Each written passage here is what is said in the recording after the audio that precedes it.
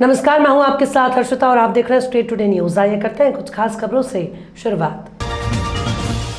विगत दिवस ब्राह्मण समाज द्वारा आयोजित 10वां ब्राह्मण सामूहिक विवाह सम्मेलन गांधी पार्क मैदान में आयोजित किया गया। 28 मई को महिला संगीत का आयोजन किया गया। इसमें मुख्य अतिथि नगर पालिका परिषद के अध्यक्ष गायत्री शर्मा और उपाध्यक्ष सरोज रामजी व्यास। महिला संगीत में अनेक महिलाओं ने नृत्य गायन कर श्रेष्ठ प्रस्तुति दी। 29 मई को वरिष्ठ भाजपा नेता और राज्य मंत्री का दर्जा प्राप्त नरेंद्र बिरथरे के मुख्य अतिथि और नगर पालिका परिषद के अध्यक्ष गायत्री शर्मा और उपाध्यक्ष सरोज रामजी व्यास के विशिष्ट आतिथ्य में ब्राह्मण सामूहिक विवाह सम्मेलन आरंभ हुआ।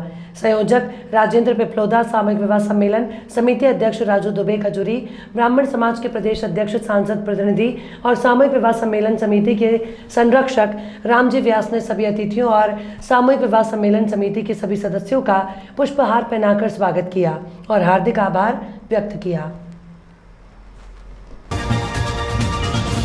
नर्मदापुरम मुख्यालय ग्वालटोली लश्कर चौक के पास रहने वाले महिला सेंट जोसेफ हॉस्पिटल ITI में इलाजरत रहते अर्जेंट ब्लड की आवश्यकता पड़ने पर सोशल मीडिया के माध्यम से ब्लड के लिए अपील की गई, जिसमें मध्य प्रदेश रक्तदान मंच नर्मदापुरम जिलाध्यक्ष मनमोहन यादव अपनी टीम के साथ लश्कर चौक ग्वालटोली पहुंचे।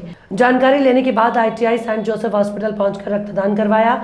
नर्मदापुरम रक्तदान मंच के मंडल प्रभारी विजय यादव निवासी ग्वालटोली बजरंग चौक कैटरिंग संचालक द्वारा जरूरतमंद परिवार की महिला को अर्जेंट B पॉजिटिव ब्लड की आवश्यकता होने पर ब्लड दान किया। इस माह रक्तदान के बारे में मध्य प्रदेश रक्तदान मंच द्वारा जरूरतमंद महिला के परिवार सदस्यों को रक्तदान के लिए जागरूक किया और शपथ दिलाई कि जरूरत पड़ने पर हम भी जरूरतमंद लोगों की रक्तदान देकर मदद करेंगे। समस्त रक्तदान मंच मध्य प्रदेश में हमारा हमेशा यही उद्देश्य रहता है। जिलाध्यक्ष मनमोहन यादव ने बताया कि हम लोगों को ऐसे ही जागरूक करते हैं जिससे जरूरतमंद लोगों को सहयोग मिलता रहे और लोग जागरूक होते रहे। सभी ने विजय यादव को धन्यवाद प्रेरित किया। विजय यादव ने बताया कि मुझे बहुत अच्छा लग रहा है कि मैंने ज़रूरतमंद महिला की मदद की और स्वयं का रक्त देकर मैंने ये महसूस किया कि रक्तदान करके देखो, बड़ा अच्छा लगता है। रक्तदान महादान है, आप भी करके देखिए।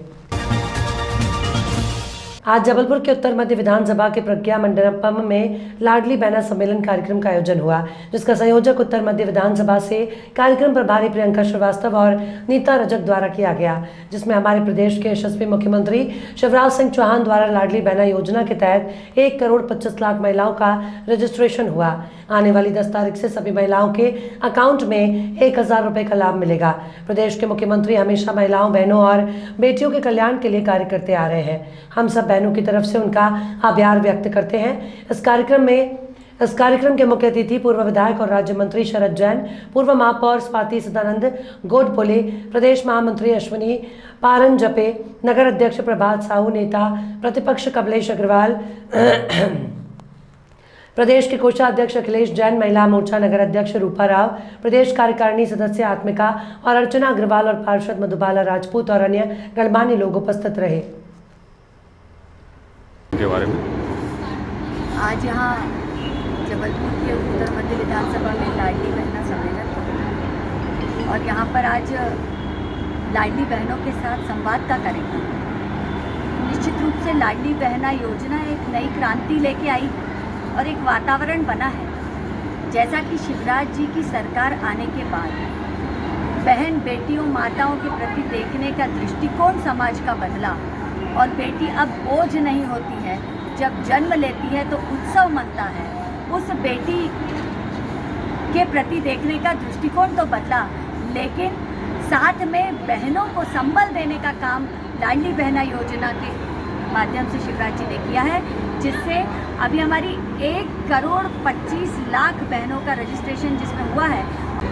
आज यहाँ पर प्रज्ञा मंडपम में हमारे लाडली बहना, जो कि शिवराज जी ने हमारी बहना मातृशक्तियों को ध्यान में रखते हुए चालू किया, जो बहनें किसी कारण से सक्षम नहीं है उनके लिए हमारे शिवराज जी ने, आदरणीय मुख्यमंत्री, उन्होंने बहनों को प्राथमिकता देते हुए ये लाडली बहना का एक योजना चालू की, जिसके अंतर्गत हम लोगों ने हितग्राही बहनों को, जो जिन तक संदेश भी नहीं पहुंच पा रहे हैं या किसी माध्यम से उन लोग को पता नहीं चल पा रहा है। उस चीज़ का हम लोग ने यहाँ पर आज योजना के तहत एक कार्यक्रम किया, लाडली बहना योजना का, जिसमें कि हमने आज उनको हमारे मुख्य प्रवक्ता के रूप में और हमारे यहाँ पर जो भी मार्गदर्शक दिया, उससे हमारी बहना यथावत सारी सुविधाओं का, सारी लाडली बहनाओं का, योजनाओं का सफल रूप से लाभ ले सकें। और हमारे शिवराज जी द्वारा चले गई इस मुहिम के लिए मैं अपनी बहनाओं, सभी लाडली बहनों को शुभकामनाएं देंगी। जबलपुर में लगभग कितनी लोगों को यहाँ पे लाभ मिलने का? जबलपुर में हमारे यहाँ पर अभी तक लाडली बहना में ऐसा कोई वार्ड और ऐसा कोई बूथ नहीं है। प्रज्ञा मंडपम में लाडली बहना योजना का सम्मेलन किया गया, जिसमें हमारे लाडले भैया शिवराज जी ने प्रति माह पात्र बहन को 1000 रुपये देने का जो वादा किया है, वो अब 10 तारीख जून से शुरू हो जाएगा। तो इन बहनाओं को ना ही उनको आर्थिक स्थिति में सुधार होगा, बल्कि उनके आत्मबल में भी वृद्धि होगी।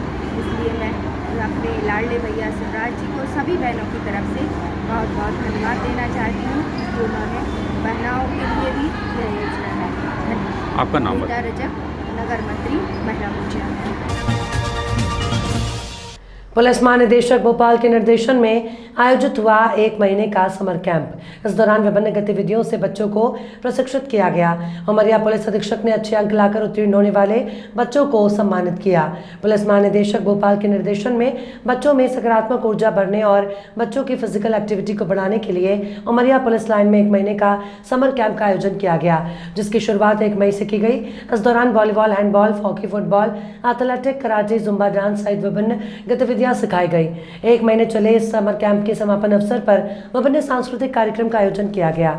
साथ ही उमरिया पुलिस अधीक्षक प्रमोद कुमार सिन्हा के द्वारा विभिन्न कक्षाओं में अच्छे अंक प्राप्त कर उत्तीर्ण होने वाले बच्चों को प्रशस्ति पत्र देकर सम्मानित भी किया गया। माननीय पुलिस महानिदेशक महोदय मध्य प्रदेश भोपाल ने हमें निर्देशित किया था कि ये जो गर्मियों की छुट्टियां हैं उसमें बच्चों के स्कूल बंद रहते हैं, तो उनमें सकारात्मक ऊर्जा भरने के लिए कुछ नई कौशल के विकास करने के लिए एक कैंप का आयोजन किया जाए। और उसी में हमने ये समर कैंप का आयोजन किया था, जिसमें न सिर्फ बच्चे बल्कि उनके परिवार के भी सदस्य, महिलाएं, उनकी माताएं, बहनें सब शामिल थे। और उनको हमने विभिन्न प्रकार की गतिविधियों में 6-7 खेल की जो आउटडोर एक्टिविटीज़ है, वॉलीबॉल हो चाहे कराटे हो, इस तरह की और भी एक्टिविटीज़ जो भी हैं वो खेल कूद से रिलेटेड 6-7 एक्टिविटीज़ हमने रखे थे। साथ ही साथ पठन पाठन से संबंधित भी कई चीज़ें हमने रखी थी, जिसमें पर्सनालिटी डेवलपमेंट एक हमारा ये महत्वपूर्ण कोर्स था। आपने देखा होगा कि छोटे छोटे बच्चे कितने कॉन्फिडेंटली अच्छे तरह से प्रिपेयर होकर अपने को प्रेजेंट कर रहे थे और स्पीचेस दे रहे थे। इसके अलावा हमने क्रिएटिविटी पे भी ध्यान दिया था, जिसमें आर्ट एंड क्राफ्ट का भी काम उनको सिखाया गया है बच्चों को और उनकी परिवार के लोगों को भी। तो ये लगभग 1 माह चला है और उसी का ये समापन समारोह था, जिसमें हमने जो बच्चों ने 2013 के बाद पचमढ़ी कैंट अतिक्रमणकारियों के पक्ष में शिवसेना प्रांतीय प्रवक्ता पंडित कन्हैया तिवारी जबलपुर द्वारा शासकीय भूमि जो अनुपयोगी है उसकी अदला बदली कर उसे अतिक्रमणकारियों को प्रदान करने के लिए आवेदन सांसद राव उदय प्रताप सिंह, जिला collector Narmadapuram, SDM Pipariya, cantt CO Pachmarhi, छावनी उपाध्यक्ष पचमढ़ी पंकज जायसवाल को ज्ञापन सौंपा। जय श्री राम, जय श्री महाकाल, जय भवानी। मैं पंडित कन्हैया रामकृष्ण तिवारी, प्रदेश प्रवक्ता शिवसेना मध्य प्रदेश, वर्तमान में पचमढ़ी प्रवास में किन्हीं कारणों से आया था। मैं इस वीडियो के माध्यम से पचमढ़ी कैंट के कैंट बोर्ड उपाध्यक्ष श्री पंकज जायसवाल जी से, कैंट बोर्ड के सीईओ रमेश एन जी से तथा साथ ही अन्य चुने हुए जनप्रतिनिधियों से यह मांग करता हूं कि पचमढ़ी कैंट के निवासियों के हितार्थ भूमि अदला बदली का जो मुद्दा चल रहा है, जिसको लेकर के पिछले दिनों एक बृहद आंदोलन भी हुआ था, जिस मुद्दे को मेरे द्वारा बृहद स्तर पर उठाया गया था।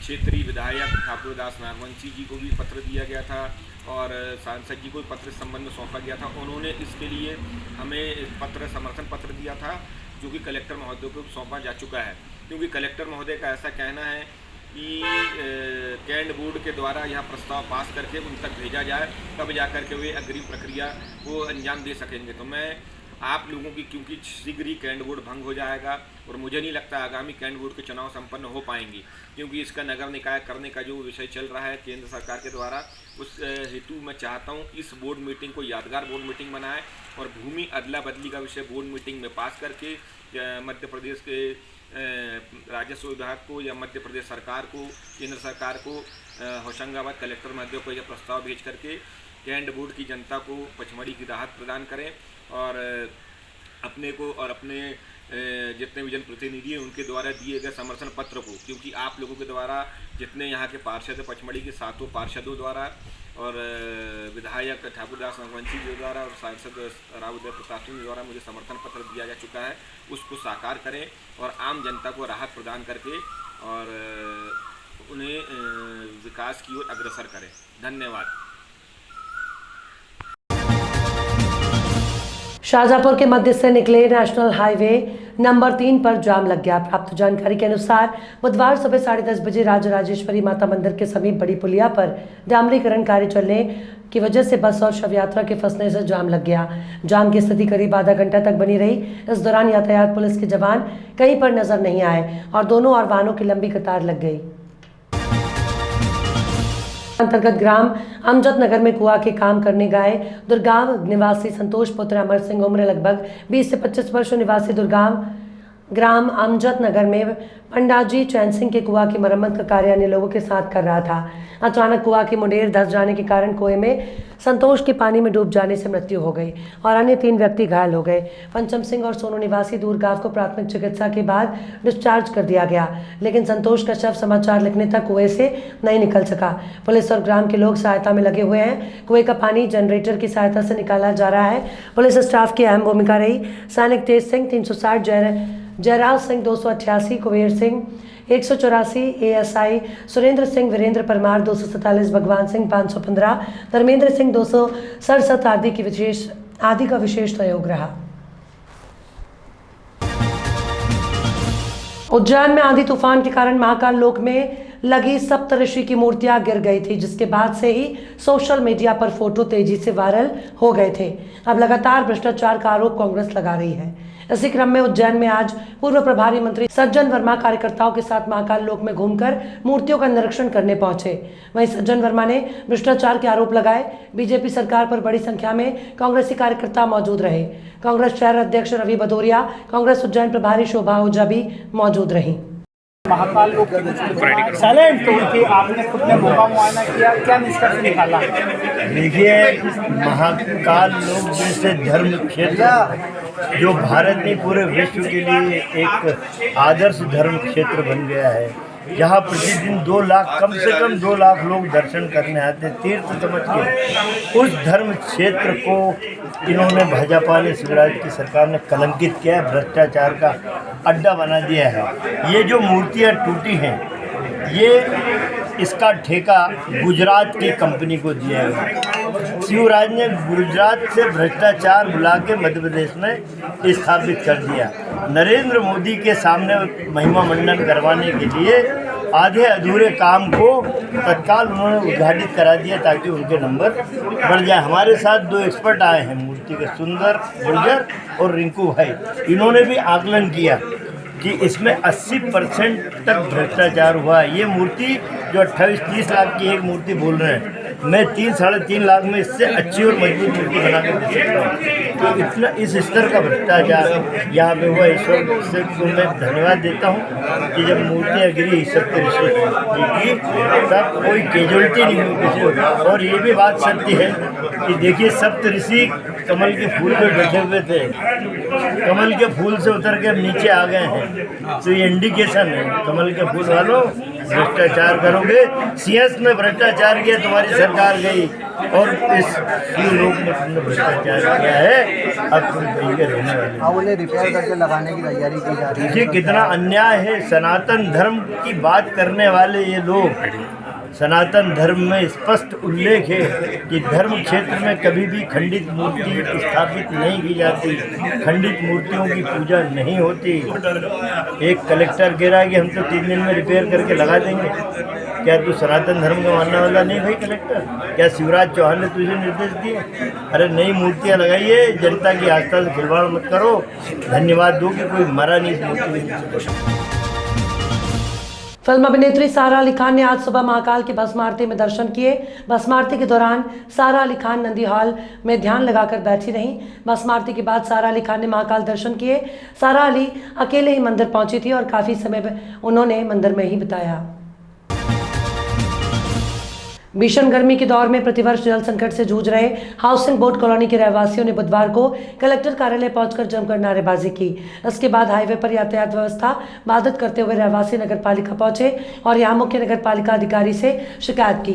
रहवासियों ने बताया कि हर साल गर्मी के दौर में भीषण जल संकट का सामना करना पड़ता है, लेकिन जिम्मेदार है कि सुनवाई करने को तैयार नहीं, जिसको लेकर कई विरोध प्रदर्शन किए गए। वहीं यदि सुनवाई नहीं हुई तो हाईवे पर चक्का जाम किया जाएगा।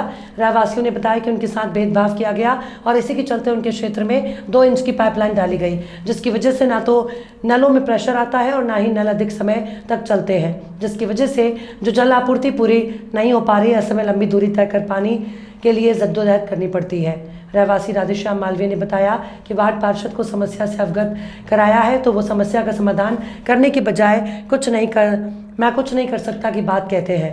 निवासियों के नगरपालिका पहुंचकर प्रदर्शन करने पर जल सभापति प्रेम यादव ने आश्वासन दिया कि उनके वार्ड में 2 दिनों में ही पाइपलाइन डालकर जल संकट की समस्या को दूर कर दिया जाएगा।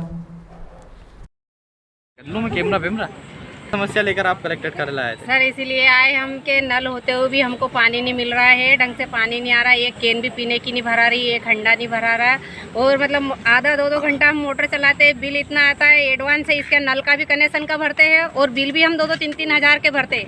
हम आप लोग के घर काम करते हैं, इतना बिल कहाँ से भरे और फिर भी हमको पानी नहीं मिल रहा है। हमारे बच्चे बहू बेटे हम सब इधर के इधर भटक रहे। मतलब हमने इनके डिपार्ट के जो नल खोलते हैं उनको भी बोला, पार्षद को भी बोला, सबको भी बोला।